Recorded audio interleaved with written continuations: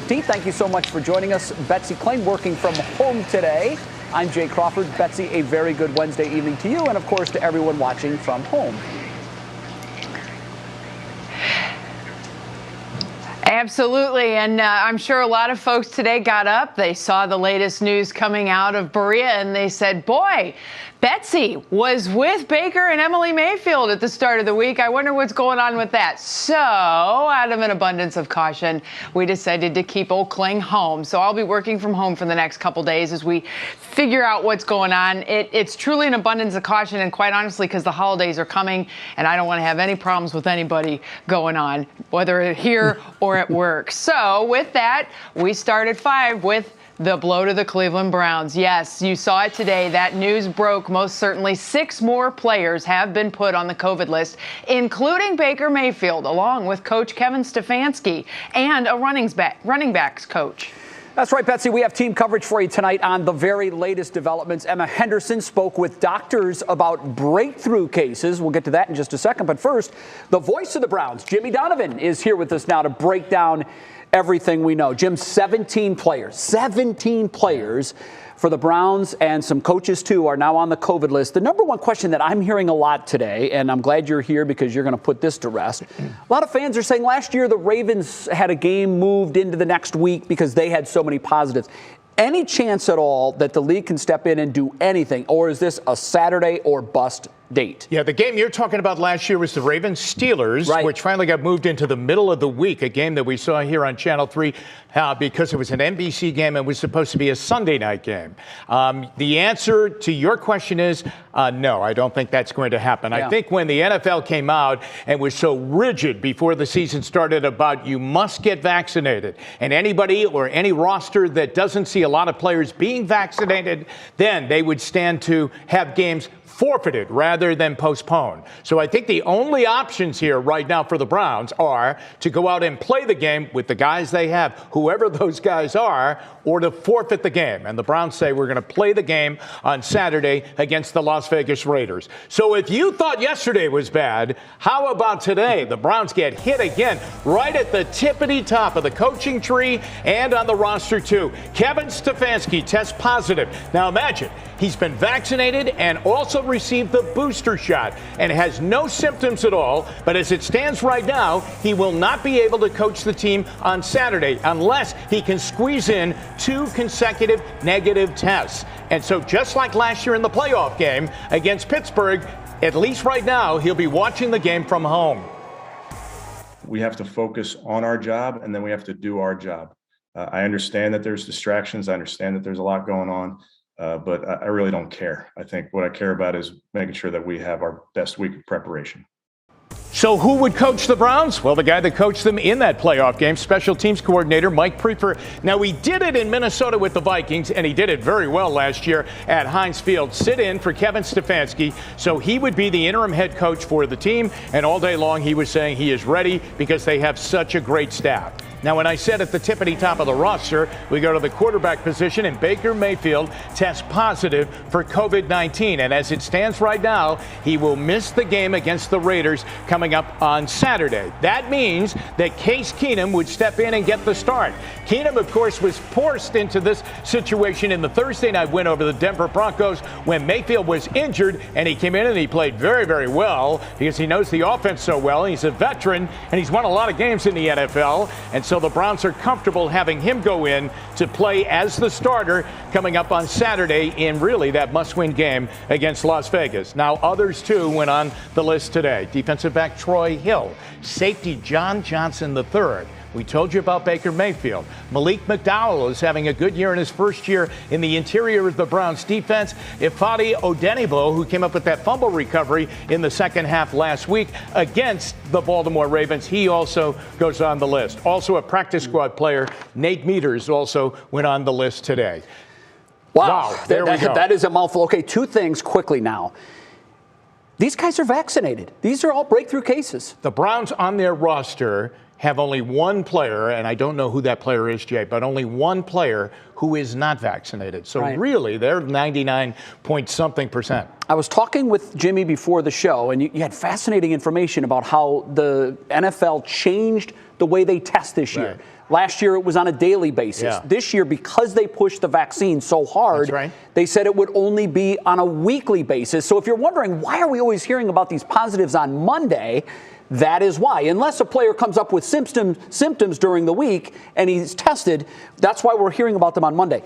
Is there any thought or talk at all, Jimmy, of changing the current rules? Because as we know, most of these players are not exhibiting any symptoms Right. at all. We've seen players play with the flu, play with colds, and these players are scratching their heads saying, we feel fine. Why can't we be out there? Well, we're waiting on it right now. There's an owners meeting going on down in Texas with the NFL owners, and of course, Roger Goodell is there. Now, the NFLPA, that was the group that pressed the NFL to say, hey, listen, we got through the season last year. Let's do it again this year. Let's test daily. The NFL said, no, we think we have it more under control. The vaccine is strong. Get vaccinated, and we won't have to do that. Well, I mean, most teams have done that, if not all of the teams have done that with a very, very high percentage of vaccinated players, and now you have the spread. The NFLPA retorts, in the voice of J.C. Tretter, the Browns center, they retort by saying, see, if we had tested daily, then you stop the widespread outbreak inside of a locker room. And so I think in moments when Roger Goodell addresses the media, I believe they're probably going to go back to daily testing. In NFL training sites and in NFL locker rooms for the remainder of the season. Because really, right now, the credibility of the NFL regular season at such an important time, and certainly we feel it here in Cleveland with this game on Saturday afternoon, is in jeopardy right now. I mean, here are the Browns in a must-win, all or nothing kind of game, and they're playing really with a team that you would see in the fourth preseason game of an NFL season. Very true. Very true. All right. I know you're monitoring that meeting, and we'll see you again at 5:30 with any updates and any new news on that. You got it, Jay. Jimmy, thank you. You got it. All right, now, many of you have asked about the kids at the Boys and Girls Club. You remember Baker and Emily Mayfield visited there just Monday. Well, we reached out to the club's CEO, who told us they have been in contact with the kids' families. He added that Baker tested negative on Tuesday morning. That was the day after his appearance. The Elyria South Club will stay closed through the rest of the week so they can deep clean it. Betsy?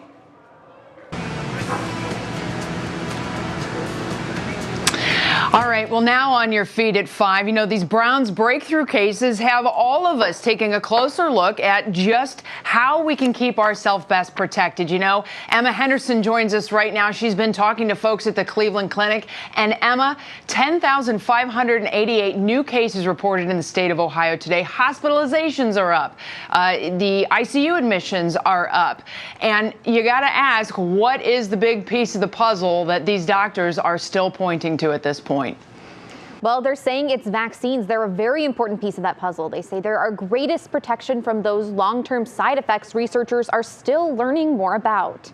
While many of us aren't getting as up close and personal with coworkers as a professional football team, seeing just how many cases have spread through a largely vaccinated group of people shows why Dr. Donald Ford says masking in enclosed spaces like your workplace is important. Plus, the CDC has seen a 7-fold increase in Omicron infections just over the past week. So concerns about Omicron, Delta, and the flu being around all at once are piling up as hospital bed capacity is already low here in Cleveland. The basic point is the virus is still with us. And so we have to do everything that we can to protect ourselves, and we have to do everything we can to protect the people around us. And for people who argue there's no point in getting vaccinated anyway if they can catch COVID, Cleveland Clinic research shows that without vaccinations, they anticipated we would be seeing 5 times as many deaths now than what we were seeing during the surge in January of this year. So basically, the medical advice from them is this: get vaccinated, get your booster when you can, mask up, and at 6, I'll have his suggestions as we get ready to see people who could be more vulnerable around the holidays. Betsy? Yeah, Emma, I just mentioned the 10,588 new cases reported today, hospitalizations up, ICU admissions up, 0 deaths reported. So that is certainly a good part of all of this. All right. Thanks, Emma. Jay? All right, Bets, in recent weeks, our cases continue to climb. We've been telling you about that now for a couple of weeks here. In fact, we've been telling you now for about a week that with the exception of this very week 1 year ago, right now in the state of Ohio, we are currently in the biggest COVID outbreak since the pandemic began. As Betsy mentioned, today the state reporting 10,588 new cases. That number has an asterisk, though, because 840 of those cases are from a backlog way back in March. So our actual number of new cases in the last 24 hours, 9,748. But even with that number, that is our highest number of new cases in a 24-hour window in almost a year. You have to go all the way back to January 7th of 2021 when we had 10,251 cases. One thing quickly, today is the first day in more than 2 weeks that the number of patients in Ohio hospitals from COVID-19 has actually gone down from the day before.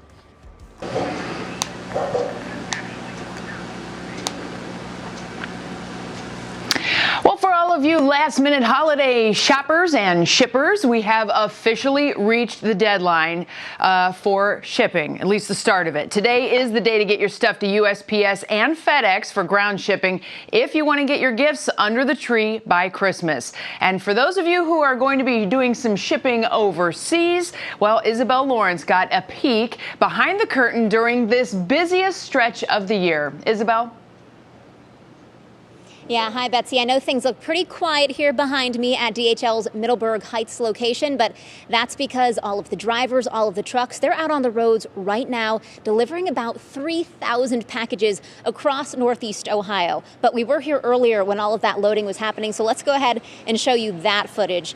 Very busy scene here at the warehouse. You can see all of the packages on the conveyor belts heading into the trucks here. There are about 40 trucks in this warehouse. Again, they're all out on the roads. Each is making about 50 stops each. Now, DHL specializes in international shipping, and since the beginning of the pandemic, they've seen a big increase in their shipments. And with more people online shopping, plus some delays and larger cargo ships, they've picked up more packages. We saw peak-like volumes through the pandemic where our company had a 20% growth in shipments. As we got into the Christmas season last year, we grew 15% on top of that. And so as we continue to see the volume grow throughout the year, now we're 15% on top of where we were at this time last peak seasons. Now, they're actually growing so much that they've basically hit capacity at this facility. They just expanded it 2 years ago. They anticipated using it for another 5 to 7 years. But again, they've kind of reached their max capacity with how busy they have been. Now, again, those trucks are going to be coming in here around 6:30, unloading everything from the day. They have been so busy here. And we did ask about the shipping deadlines. Again, because DHL is mainly international shipping, they are going to be different than your USPS, your UPS options.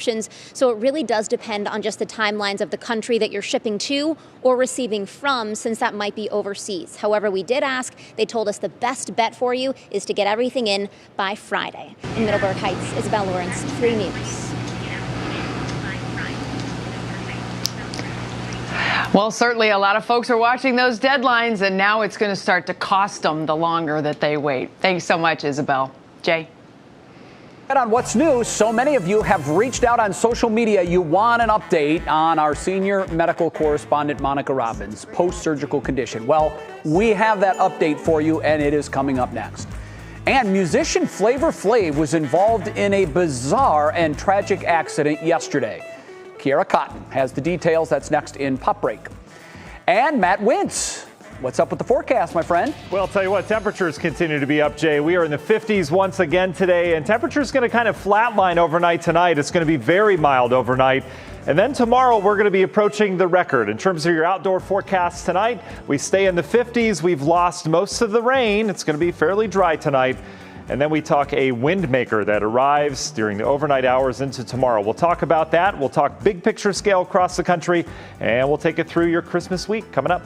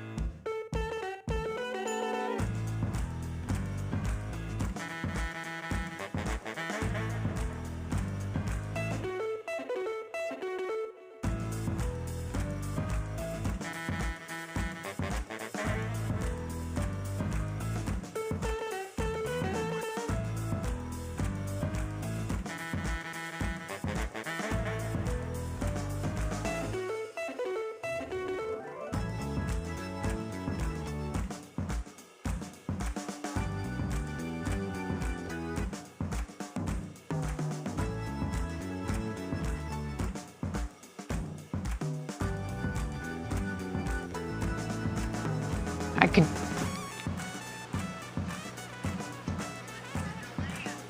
Hold on, Allison's talking to me too. Okay, let's do it again, Matt.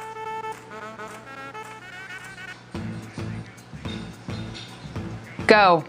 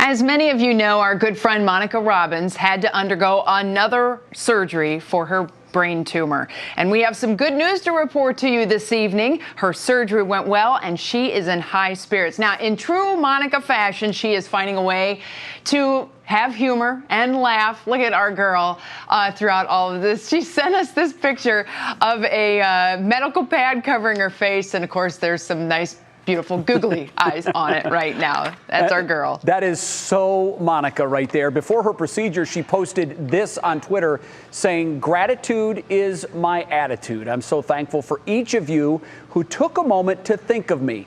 Please share your positive vibes, love, and kindness with everyone, because that's the pandemic to spread into 2022. P.S. She says, wash your hands." And of course, the most recent update, her husband updated all of us today saying that Monica is home and she is resting comfortably.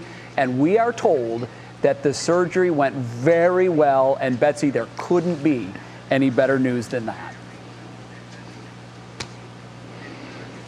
I just have chills. I can't wait to talk to her. That is just the best news of all. Whew, okay, well, we are just 10 days away now from Christmas, and as Monica said, so much to be thankful for. We want to take a look at this incredible light display. This home is on Lassiter Drive in Highland Heights.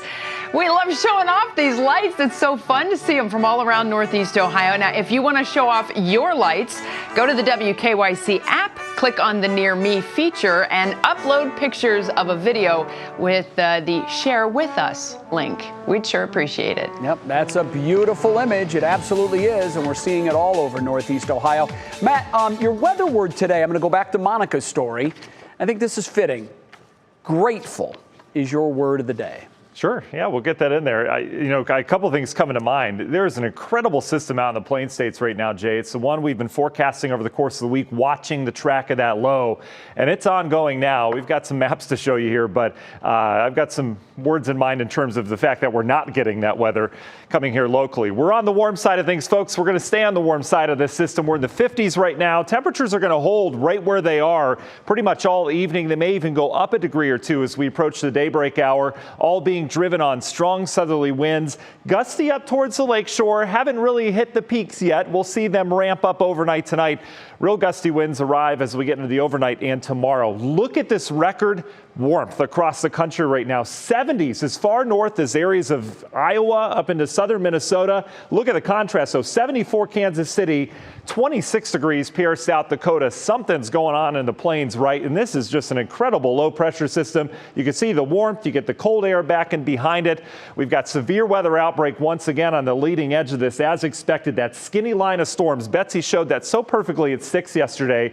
That is coming to fruition. We've got numerous tornadoes on the ground including one just north of Omaha, Nebraska, several others down to the south. This system has a severe component to it. It's got the high wind component. You notice how we're on the eastern edge of that. It's also got the winter weather component with feet of snow that have fallen in the Rockies and several inches expected northern plains. And on the backside in Montana, it feels like minus 25 tonight with wind chill advisories. Just incredible. One other incredible thing with this, we've got severe weather heading into areas that have snow on the ground still.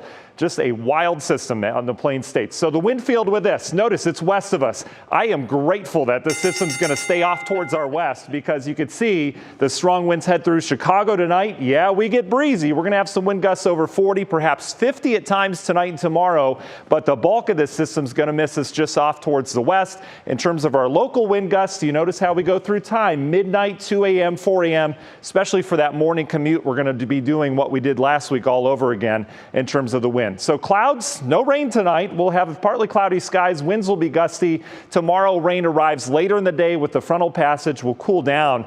But I think we have a run at records tomorrow. We're talking a record of 64, 62 degrees is our forecast. We get a peak of sun. We're above that. Union Home Mortgage 7-day forecast. We're back down into the 40s behind that system. And 40s for your Christmas week. We'll fine tune that weekend system coming up in our next update. We'll be back.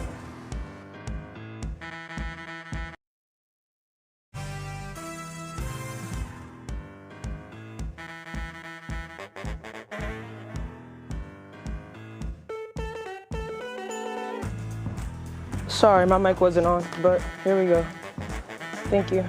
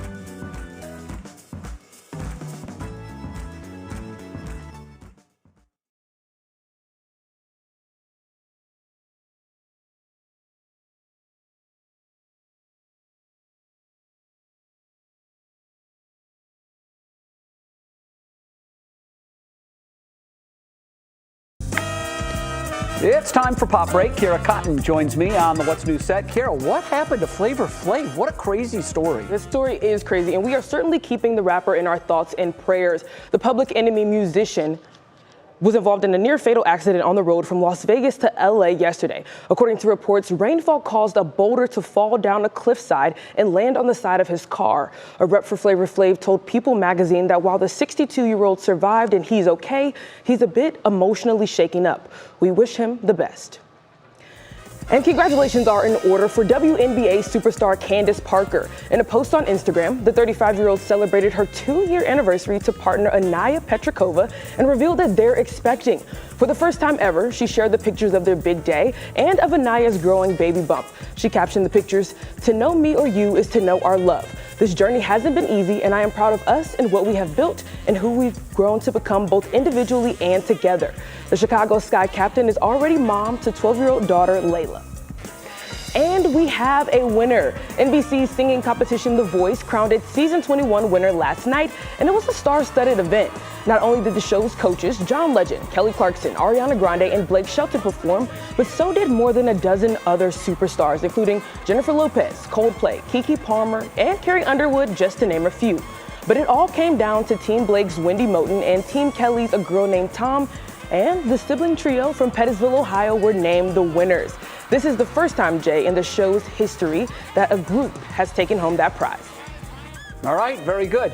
Blake didn't win. He didn't, finally. I know. I mean, it's become kind of an old hat thing for him. His team always wins, but not this year, maybe next season. Hard road for the Cowboy. Yeah, absolutely. Key, thanks.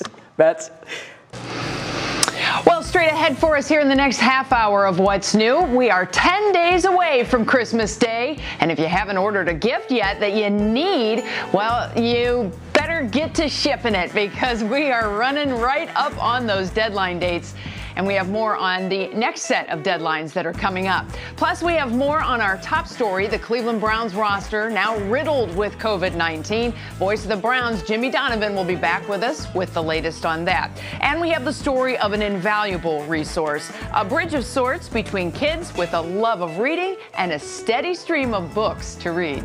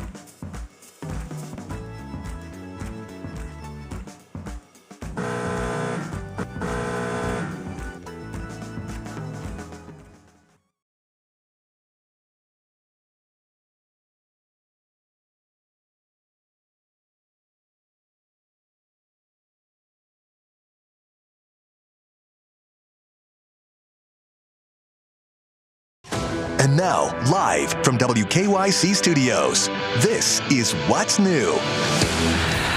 We begin with three things you need to know now at 5:30. Former Minneapolis police officer Derek Chauvin pleaded guilty for violating George Floyd's civil rights. He also pleaded guilty to a similar charge in a 2017 case that involved a minor.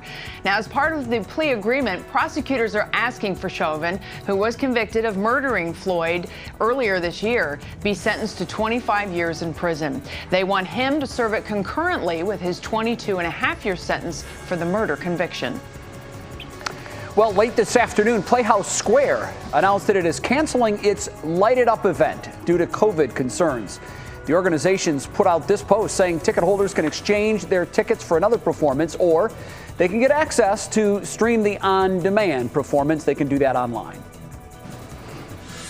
And according to Ship Matrix, an average 90 million parcels will be shipped every day this holiday season. And if you need to still send a package, you better get on it. USPS and FedEx ground delivery deadline is today, followed by first-class package deadlines on Friday. Now, after that, you're left to pay for Priority Mail and Priority Express deadlines. Of course, that's only if you don't want to have to do that whole belated thing on the day after Christmas or next week.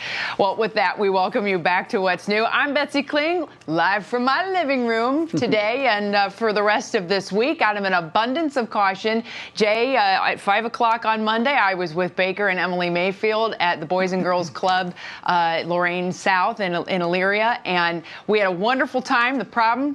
Well, apparently there's a little COVID going on, which is going on in many places. So out of an abundance of caution to protect you and my family at Channel 3 and also the rest of my family ahead of Christmas, we're going to go ahead and just hunker down here at the Kling house and wait it out and see what happens. Well, we certainly miss you, but we appreciate that gesture for sure. Feeling fine, though, right, Bets? No issues? Absolutely. None whatsoever. And from what I'm hearing, a lot of folks that have it right now, they're completely asymptomatic. They don't even know that they have it.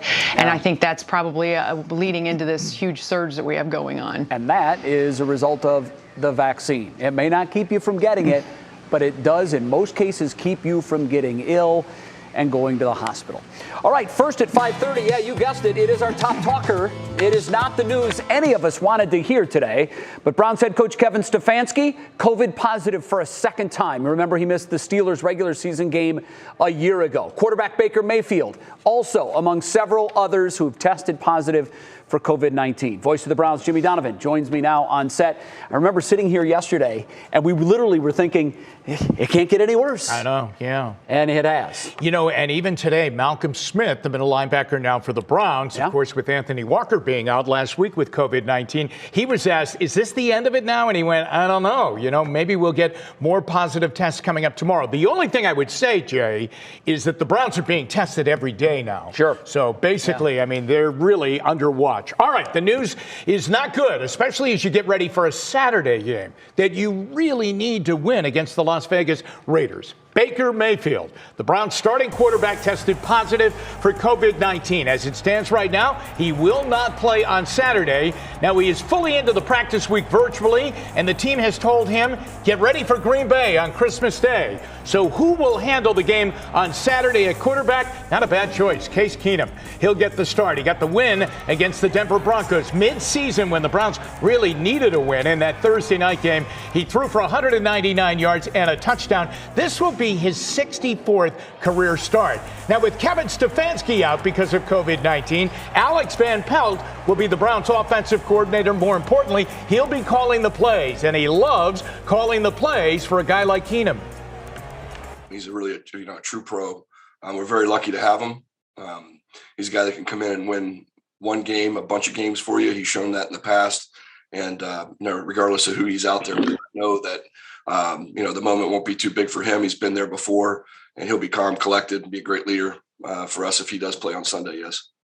Boy, I agree with that. All right, to Kevin Stefanski's situation, he tried to have a moment in jest today because, we all need to have a smile a little bit about this entire story that's going on for such a big game. He said, my lucky spot in my family room is ready to go on Saturday if needed. Jay and everybody, he can be in contact with the team right up until kickoff. Over the phone, he can talk to them while they're in the locker room. That's what they did last year when he missed the playoff game over in Pittsburgh. So it will be just like that playoff game in Pittsburgh. Mike Prefer will run the team, the special teams coordinator. He did it in Minnesota one time. He did it last year for a big game and, of course, did a great job. And the Browns were perfectly organized over at Heinz Field when they beat the Steelers in that playoff game. And so he is ready to go. So we know the drill. We did it last year. Remember, the Browns went into Pittsburgh without all of those players and without their head coach, and they went in and won that game over the Steelers by a score of 48-37. And in a lot of ways, I know it's a bit of a stretch, this is a playoff game for the Browns on Saturday against the Las Vegas Raiders. That's how important it is in the AFC North situation and in the AFC wild card playoff picture. Yeah. It seems a bit odd to me that the league wouldn't allow Stefanski to be on some sort of communication device with his coaching staff during the game. What's that all about? I think it's because of the whole, not watching the social TV, media, but watching television. Yeah, and maybe getting some information that way. Yeah, and plus, with all of the tight shots that a television broadcast is showing you over on the other team's sideline, right. He would be a lot closer to seeing that. Yeah. Do you pick up a signal or something like that? I mean, really, Yeah. they try to keep it so even, Steven. It was a very emotional moment last year when they won that game over in Pittsburgh. Yeah. But it was really something when they went in the victorious locker room after that game on that Sunday night / Monday morning by the time it ended. And they handed the phone over to Stefanski to congratulate the team. Hopefully, and he's still, Jay, kind of holding out hope he might get the 2 consecutive negative tests and get back in there because he feels as fit as a fiddle right now. But hopefully he'll have that same kind of telephone One call. thing quickly, just a quick thought. Last year, I think that galvanized this team. I do too. And it gave them a nice springboard going into the playoffs.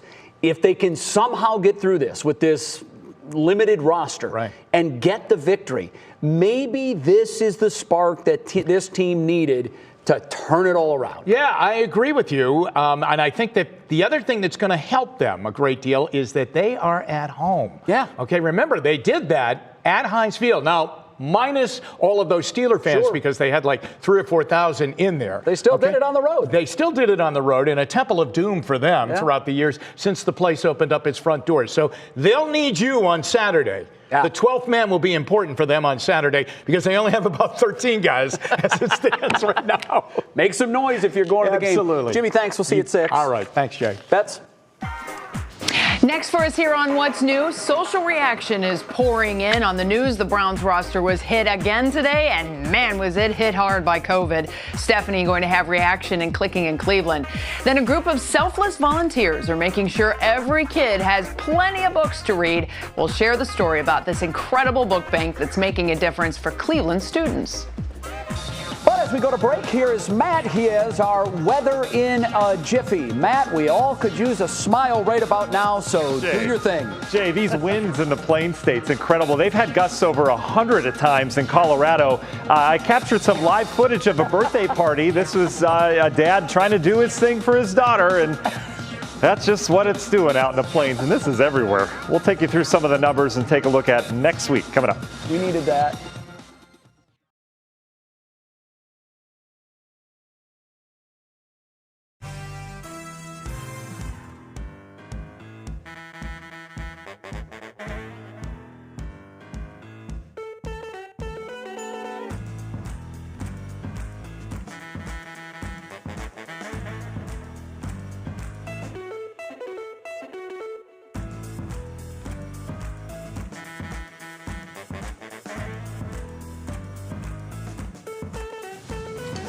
Hi, I am having what's clicking in Cleveland for you, if I can say words, and it's reaction to the Browns COVID tests. Okay, yep.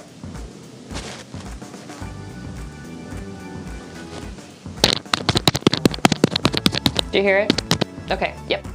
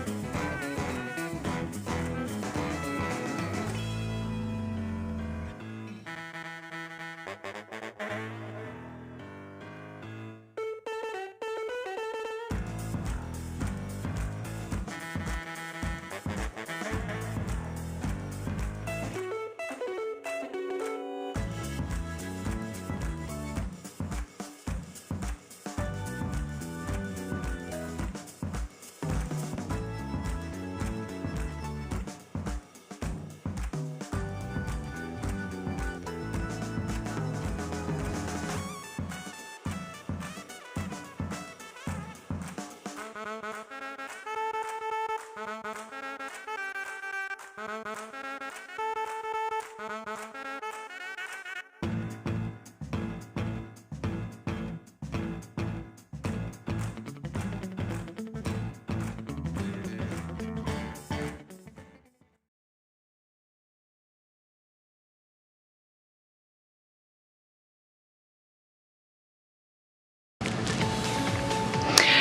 just looking on my phone here and scrolling through the list of various warnings that are ongoing right now in our country. There are 10 tornado warnings currently in the Plains states.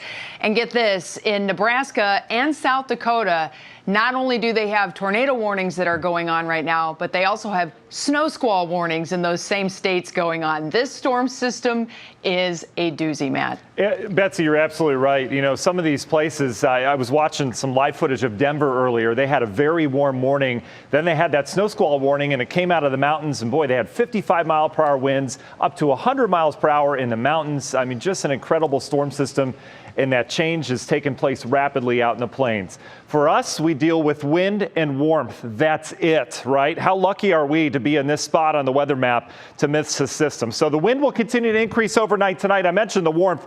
Look at temperatures tonight. Average high this time of year, upper 30s, low 40s. We're in the 50s for lows tonight. Just a sign of how strong this area low pressure is. It's literally taking Gulf of Mexico air and bringing it northward. The wind will continue to increase. You've probably gotten the alert. We've got wind advisories that go into effect 10 o'clock tonight. That goes through tomorrow evening, mainly west of 71. Doesn't mean it's not going to be windy out east, but the strongest winds are expected to be from Cleveland, Mansfield out towards the west. And you can see the real estate, all this orange and kind of yellowish goldenrod setting.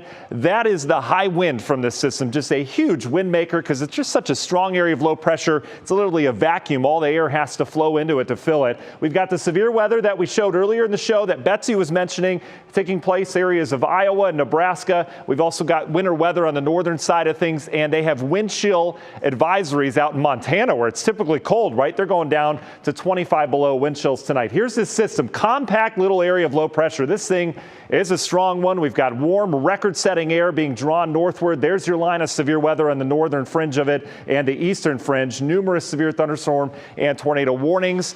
A lot of tornadoes on the ground right now as well. And I mentioned earlier, this system is heading into an area that currently has anywhere from 2 to 6 inches of snow on the ground. Incredible. For us, we deal with wind. That wind will ramp up tonight, 2, 4, 5, 6 o'clock in the morning, all the way through about 10 a.m. I think we'll see the strongest winds, gusts of 40, maybe even 50 at times. You notice we're dry and warm overnight tonight. In terms of rainfall tomorrow, your National Design Hour by Hour forecast brings the rain in here midday, especially out towards the west. This will be the front. We'll go from the 60s back into the 50s and 40s behind it. No cold punch behind this, though. It's going to be a lot warmer behind this, comparatively speaking, how fronts could play out. And in terms of this weekend, we'll bring more rain in here Saturday. That rain will change over to perhaps a little wet snow on the back end of that, but that's really all the snow we have to deal with the next 7 days. Union Home Mortgage 7-day forecast. Browns game looks sloppy at this point. We're back down to the 30s with some snow showers Sunday. And then next week, we'll be dealing with, looks like a little bit of sunshine on Monday and Tuesday to kick off your Christmas week. Jay, Betsy. Certainly a lot going on right now. All right, Matt, thanks so much. Jay? All right, now it's time to see what's clicking in Cleveland. For that, we bring in our digital anchor, Stephanie Haney. Stephanie, hello to you. Hello to you, Jay. You know, the Browns fans have a lot to say after the news coming out with 17 players, 11 starters, and the head coach testing positive for COVID-19. Overall, a lot of people very annoyed by this outbreak in the NFL in general. Like some of the people saying, well, there goes our playoff hopes here in Cleveland. Arthur Sisler is one of those people who's saying they need to reschedule this game. But according to the NFL Network, the league has already said the game is on, so no hope for that. Now, Craig Kohler says because of the length of the season, this is their reasoning, and the lack of open dates, that's the NFL policy. But here's what he wants to see. He wants to see the Browns forfeit the game at 12:30 p.m. so that they have a void in programming, getting a little bit of that petty sports energy in there. Now, for the most part, fans are showing support for the boys in brown and orange. Jim Kincaid says to go home, stay home, and get healthy. Let's go Browns. Other people are being optimistic and saying if they were a player who finally got the shot to start in a game, that they would play their tail off. Next man up mentality. And we're seeing some creative ideas from fans as well. Kathy Call says we should send in our Ohio State Buckeyes as alternates. there's a thought. And Linda Escalante White says she'll play if they need volunteers. Now, on our WKYC Facebook page, there's a debate going on about whether vaccinated players who test positive for COVID but don't show any symptoms should be able to play. And most are saying yes, but they realize that's never going to happen because, as a good number of people are saying, science supports them not playing so COVID doesn't spread as much. We'll add that caveat. All right, we're taking a look again at the safest cities in Ohio for 2021. This is according to Safewise.com. And right here in Northeast Ohio, we have most of the top 20. We have 12 of the top 20 to be exact. This study ranked 165 different places across Ohio based on FBI crime report statistics, population data, and crime rates. The safest, they say, is Chester Township in Geauga County. Last on the list is Canton in Stark County. That's my hometown. And Cleveland is just one above that at 164. Now, here is something to keep in mind, though. This is something the study makes sure to point out. Now, overall, there was a rise in violent crime, a slight one in Ohio, Jay, but in general, Ohio has a lower violent crime rate than a lot of states in the nation. So we're in a pretty good spot overall, no matter where you're living here in Ohio. All right, that's a nugget of good news, and we will take it. Stephanie, thank you very much. Still ahead, 3 million books and counting. We talked to the volunteers who are working tirelessly to get books into the hands of Cleveland kids who otherwise wouldn't have access to them. Then I visited Dickens Elementary School with a very special guest earlier this week. Who it was and what it meant to the kiddos is next.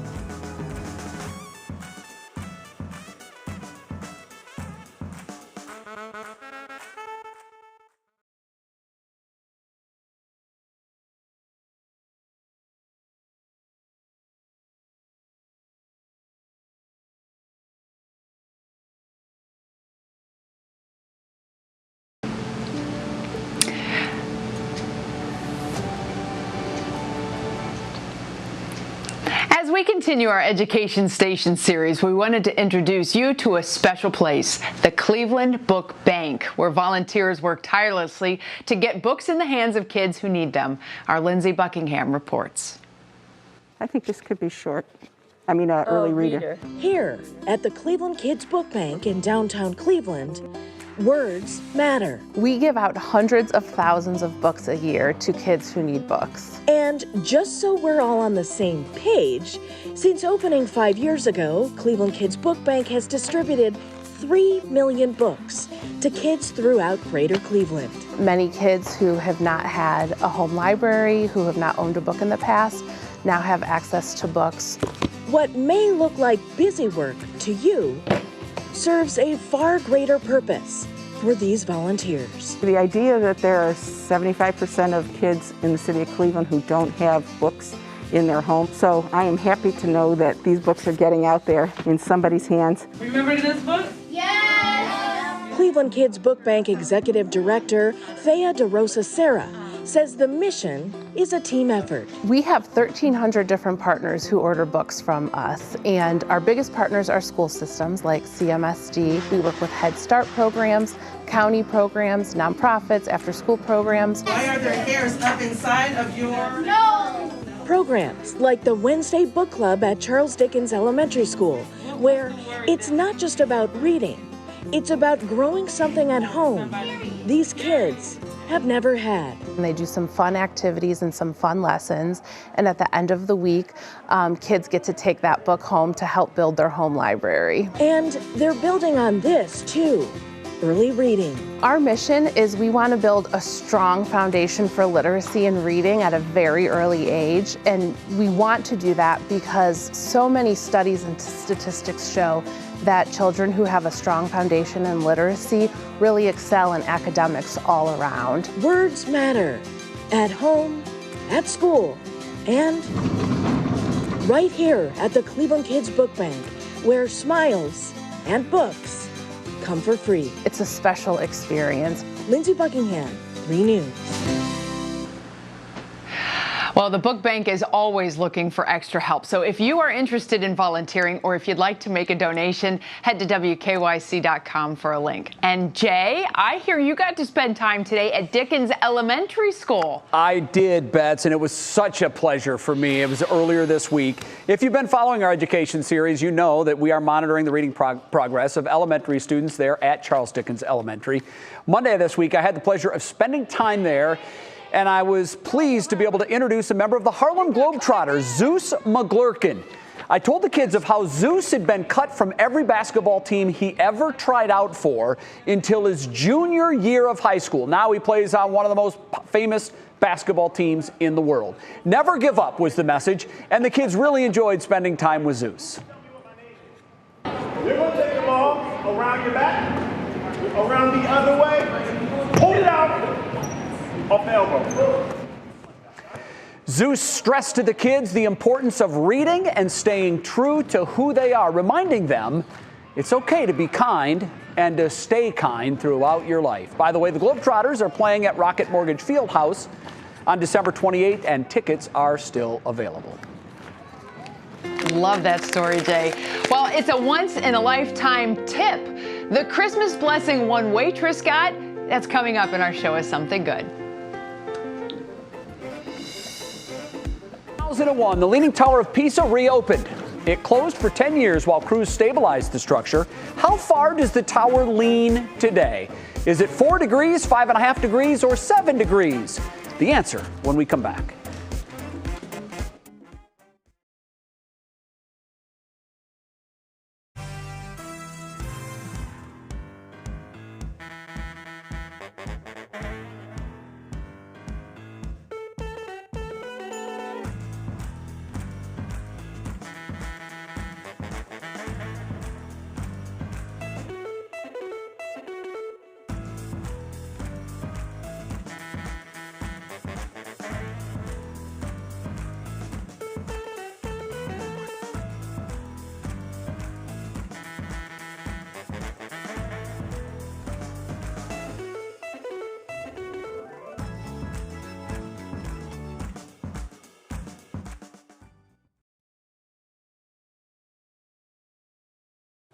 This is mine. Hey, Al, how are you? Testing 1, 2, 3, 4. Hello, hello, hello.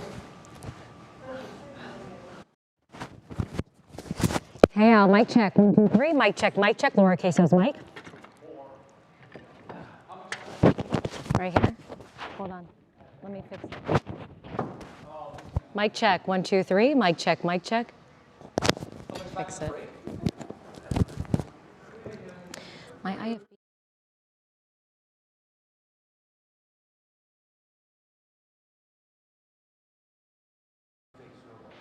Mic check, 1, 2, 3. My IFB is muffled. Is my mic still muffled, or is it just my IFB? Turn it off. Turn it off and turn it on? Yeah, turn it off, count to 5, turn it back on. Hey, you can get some practice. I can't make all of them at once.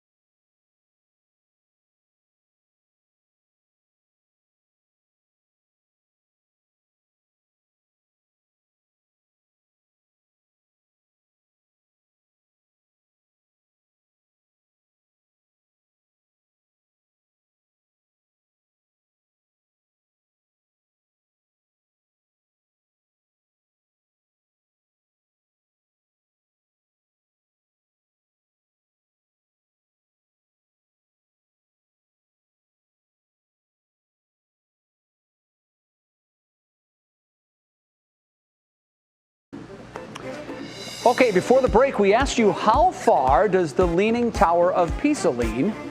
And Bets, what do you think? 4 degrees, 5.5, or 7 degrees?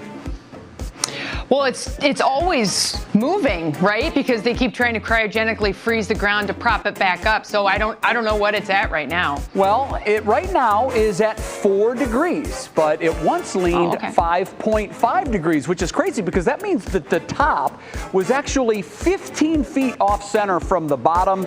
But they did that work about 10 years ago, and now it is at 4 degrees. And I have to tell you, Betsy, I visited the tower a few years ago, and you know how I am about things being uneven.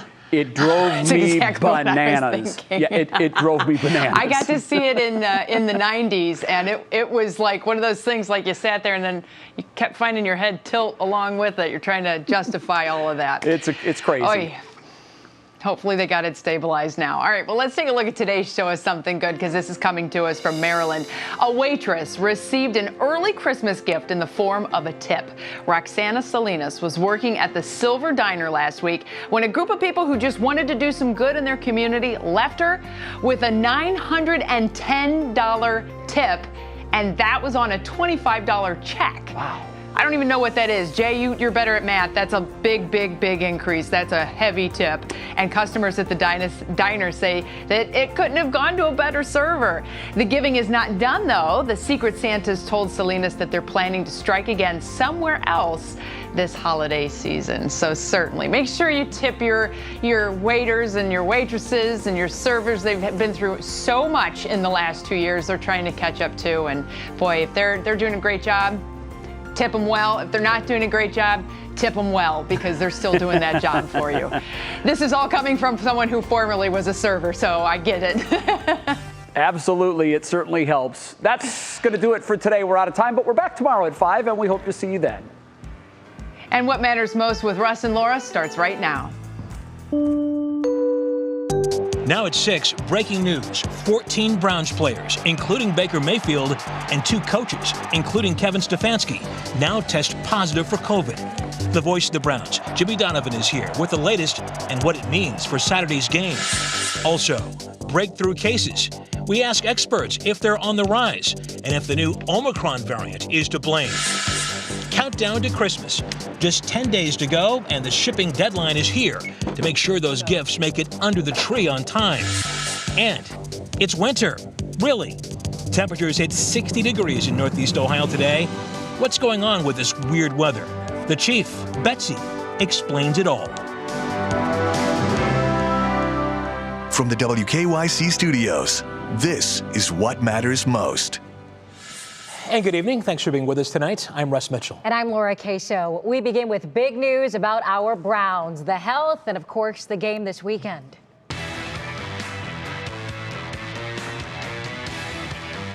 A total of 16 Browns players and coaches, including Baker Mayfield and Kevin Stefanski, have now tested positive for COVID. The voice of the Browns, our very own Jimmy Donovan, joins us now. Jim, not the news we want to hear, but you kind of called it. Yeah, I think we feared this, and we'll continue to fear it now as the days go on. The only thing that I think might bring a halt to more cases popping up is that the Browns are being tested daily. Okay, whereas in the past, leading up to this, the Browns were being tested basically once a week on Mondays and then get ready for the game. All right, it happened again today, and it happened right at the top of the coaching tree and at the roster. We'll begin at the coaching tree. The head coach, Kevin Stefanski, fully vaccinated, and he's had the booster shot.